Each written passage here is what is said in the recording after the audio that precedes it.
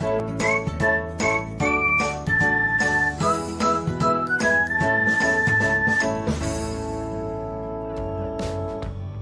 everyone, welcome back to another episode of Technologyglance. Today in this video, I'm going to guide you through how you can turn on Reels made for you on Instagram Lite. So let's get started. Firstly, open Instagram Lite app in your device. Then tap on your profile icon if you haven't. Next tap on three lines icon. After that, tap on settings. Next tap on notifications. Then tap on live and reels. Then scroll until you find Reels made for you. After that, you can see the option of on. Tap on it. So this is how you can turn on Reels made for you on Instagram Lite. Thanks for watching.